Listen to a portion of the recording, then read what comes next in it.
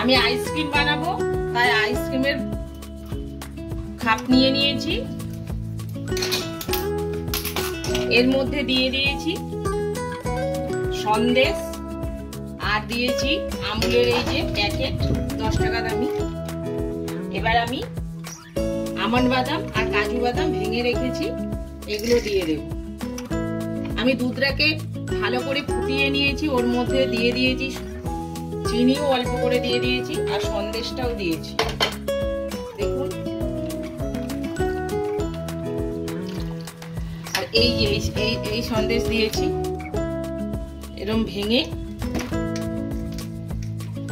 এত সুন্দর এই আইসক্রিমটা খেতে লাগবে না, জাস্ট মানে কি বলবো, বলার মতন না। আমি এর মধ্যে সব ঢেলে দিচ্ছি।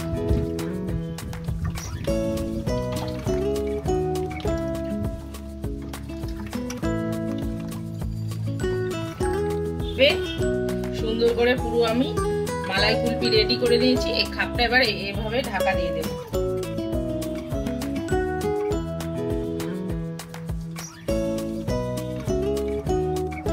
সুন্দরভাবে বসিয়ে দিয়েছি। এটা আমি ডিপ ফ্রিজের মধ্যে রেখে দেব, পুরো রাতের মধ্যে জমে যাবে। কালকে আমি আবার আপনাদের এটা দেখাবো কিভাবে জমেছে।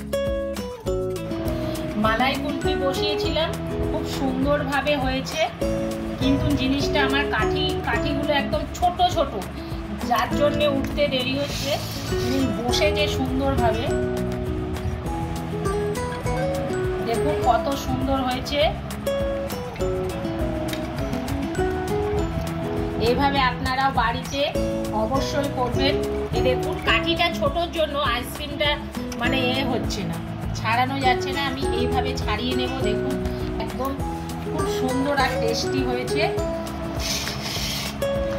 এটা মালাই কুলফির জায়গায় বাটি কুলফি হয়ে গেছে। দেখুন কত সুন্দর, জাস্ট মানে একবার না খেলে বোঝা যাবে না যে জিনিসটা কি। খুব সুন্দর হয়েছে। সন্দেশ দিয়ে আপনারাও এইভাবে। আর ভিডিওটা দেখার জন্য বারবার আমি অনুরোধ করছি। আর ভিডিওটা যদি ভালো লেগে থাকে অবশ্যই লাইক, কমেন্ট আর শেয়ার করবেন। আর ভিডিওগুলো দেখে চলে যাচ্ছেন, পুরো ভিডিওটা দেখে সাবস্ক্রাইব করে দেবেন। দেখুন কত সুন্দর একদম। এইভাবে একবার বাড়িতে জাস্ট বানাবেন।